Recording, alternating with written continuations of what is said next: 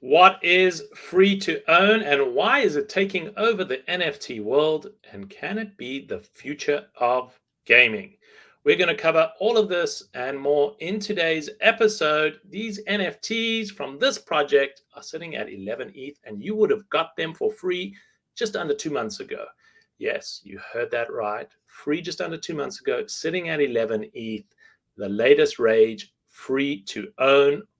Why is this the biggest thing? We're going to unpack all of this and more on today's show of Goats and the Metaverse. It's been a while since I've done that. And I'm always joined by my esteemed colleague, Stanley, sitting somewhere fancy today. We're going to unpack free to own. Did you get something for free in the last month and it's now worth $20,000? You didn't? No, Missed out on absolutely that? not. And that I would, as we were prepping for the show, I was on my soapbox asking, why did we not receive these free NFTs that are worth about $20,000 today?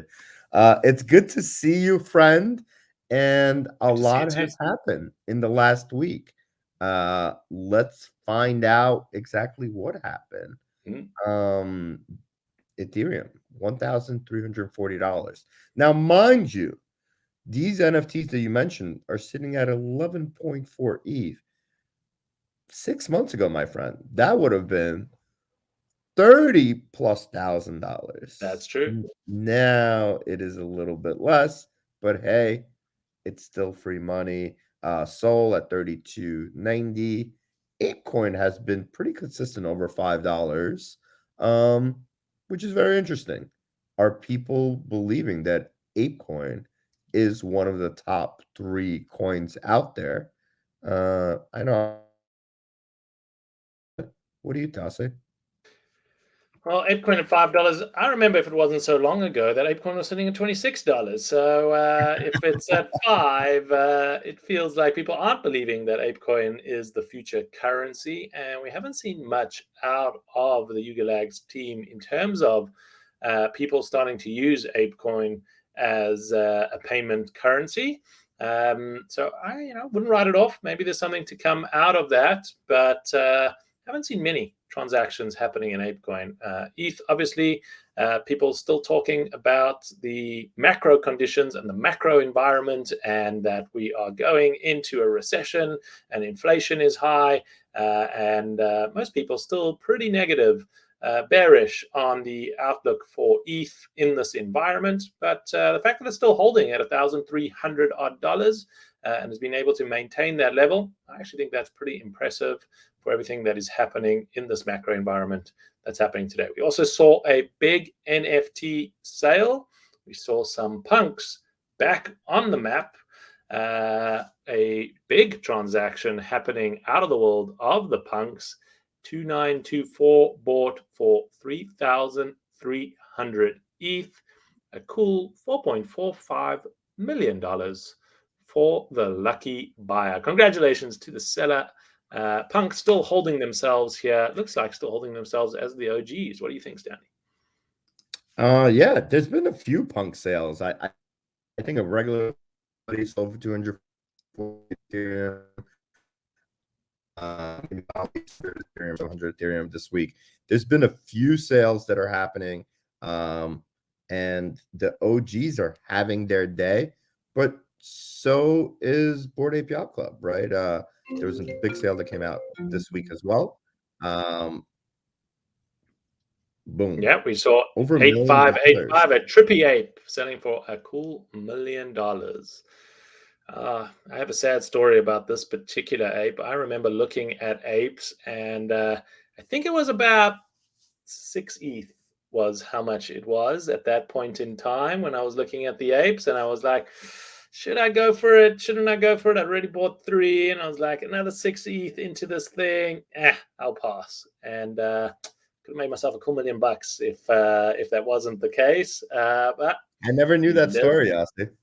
You live and you learn. Yeah, when I was buying all the apes, there was a trippy, maybe it was a little bit more, maybe it was 9 ETH. There was a trippy ape that was that exact one with the crown, and I was looking at it and I was like, I can't spend 9 ETH on this. And I should have spent 9 ETH on it. Nonetheless, here we are. You Let's live look and at you live and you learn. you live and you learn. Look at the floor prices that we have. Yeah, it's good to see some green on our map. There's some good activity that's happening. Fidenza's holding in at 100 ETH. I mean, that is no small number. Tyler Hobbs coming out with his QQL drop and seeing the Fidenzas starting to hold their status, and Azuki up above 10 ETH, beating Doodles. Ooh. That is pretty interesting to see. Some movement in Clonex. There's some stuff happening there. And we've got some news out of VFriends. Stanley, what's been happening there? VFriends made an announcement that they're going to be doing an exclusive collection of plush toys at both Toys R Us and Macy's. And Gary Vee is doing Gary Vee things. He said, I'm going to build this IP out for the next 45 years.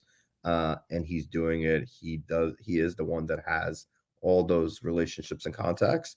And it's good. You're going to see, an NFT project in Toys R Us and Macy's. Those are big, big organizations. So kudos to him. Cool friends. Oh, cool friends. Cool cats. They are cool friends. They are cool friends of ours. Cool Cats at 3.4, which is good. Clonex, I believe we were talking about Clonex being cheap.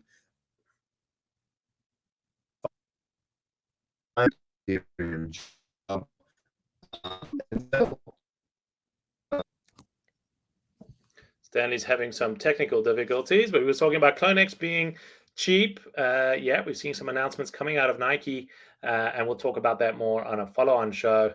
Stanley, how are you feeling about your Moonbird sitting at just holding at the 10 ETH price point? Are you still got conviction in Moonbirds and the Kevin Rose team? No comment. Let's go on to more fun things then. Let's talk about some free money, free NFTs, this whole concept of free to own. What does that mean and why is it interesting? This project has taken the world by storm. DigiDaigaku is the project that has really taken mainstream attention over a short period of time, announced that they raised $200 million on the back of this thesis of free to own NFTs. Stanley, who or what is DigiDaigaku? DigiDaigaku is a new studio that has gaming experience that raised $200 million. And this whole concept of free to earn is their way of saying we're going to bring a billion people into the ecosystem that are going to be playing video games because they're going to be playing it for free. And they're going to be able to earn money. And this is why they're going to be coming into the ecosystem. That's how they kind of did their sales pitch. That's how they raised the money. The NFT community got really, really excited to hear here's a studio with gaming experience who built a bunch of mobile games coming into the space. They could actually build games. And I think that's why the floor price went crazy. It was a free claim. There was 2,200 NFTs that were launched under the Genesis collection, and you were able to get it for free. Now, currently, floor price is sitting at 11.8 Ethereum. This project only launched in August of 2022, and it got pumped up pretty hard. And, a lot of people that I've spoken to, a lot of sophisticated traders, were all saying, listen, this project is backed by real people who raised $200 million and they have something to prove. And this is why we believe in this project. And there's only 2,222 of them available. There's also Spirits, which was a free airdrop that's sitting at 6.4. And there's Heroes, which you could burn, sitting at 6.6 Ethereum. So all I'm hearing is if I was able to get one for free, I have a lot of Moulin Rouge sitting in my Meta wallet. You have a lot of Moulin Rouge sitting in your Meta wallet, indeed. But what's interesting here is we've had the notion of free to play for quite some time. So this idea that you can play these games and you will get some kind of ability at some point to buy an NFT. So you can play the game, but at some point you may have to buy an NFT or you may earn an NFT. And what the DigiDaigaku team are saying is, no, we don't like that. We're saying that this should be free to own, that you get the NFT before you even play. You don't have to play Axie Infinity. In order to play the game, you had to buy some Axies. You had to form an Axie team. Your entry ticket was a price point. There was friction. You had to put some money into the system before you could own your NFTs. This is a new notion to say, no, you're going to get these NFTs for free from the start. And whether you choose to play the game or not is incidental. You already own these NFTs. And by giving you ownership of these characters, that gives you access to these games, you're then incentivized to even play them even more because you want to build the value of an asset that you already own. So it's a slight shift, it's a slight nuance on a theme that we've seen within the NFT world. It's certainly on trend. We also see that the founder, Gabby, I don't want to say his surname wrong. It is Gabrielle Layden, has been on every podcast, every Twitter space, every single thing that you can imagine, every piece of media. I have seen him tweeting out in a short space of time and building a real following and grinding it out more than anyone Why else. hasn't he been on our show? Excuse me, That is Gabe. a good question. That is a Gabe, good question. we're calling you out, bro. Come on over. Come on over. Tell us more. I want to talk to you, sir. I want to know how you raised the 200 million, what the future plans are, and I want alpha. Let's bring him on. You heard it here. Let's bring him onto the show. But what I want to say about it is that this is now the requirement. You have to be a founder that is in every conversation and every Discord and every Telegram channel, on every podcast, talking about your project. This idea of being just stealth may work for some, but rarely we're seeing the ones that are front and center are the ones that are able to build attention in this type of market. No, 100%. And two things. One, I think the artwork is meh. And two, listen, I mean, anybody that can raise $200 million has a skill set, right? And that is a lot of money, especially in this market. So in order for them to do that, I think that gets attention really quickly. That is true. Yeah. And they have proven experience of building. Is this model going to work? Is this going to be the future? I mean, they're trying to onboard 1 billion people. They're going to be creating a shit ton of NFTs that they're going to be giving away, or people can be selling, whatever the case may be, in order to do that. So I would really have a lot of questions of how that's going to happen before I could say this project is going to be a winner. I personally don't know if I would buy in at this price point, but at the same time, if you were one of the lucky ones to get in cheap, yeah, this is something that potentially could have a chance. But I'm assuming in order for them to continue to survive and build, they're going to need to continue to generate more NFTs, right? There's going to be more airdrops, there's going to be more burns, there's going to be more things that are happening. And as we've seen with other projects, sometimes that doesn't necessarily always work, right? Like those values go up high and then they come on down.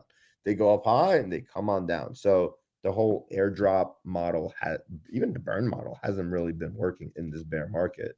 Well, I think it all depends on the games that they actually build. So if the games that they build are cool and are fun, and this is their experience that they're bringing in as previously building game companies, well, then there's a chance. If it's just about the next free airdrop, it's going to get tired very quickly. But in hearing Gabby speak, his vision is to build a gaming company that retransforms how games are played. That's the kind of bold statement. So it'll be good to bring him onto the show and hear from him directly on how he sees that vision playing out. But definitely the market is paying attention to what he's saying and have conviction in, like you say, a $200 million company that is now trying to redefine how games are played with this model of free to own NFTs. One of the tweets we spoke about, and one of the things we spoke about with Apple now allowing NFTs to be sold in their marketplace or within their apps, he was like, well, I don't really care if they're taking their 30% cut because my NFTs are free. You can take your 30% of our free NFTs any time of day. Welcome 2 billion people who can now play our games. Yeah, but let's be honest. He raised $200 million.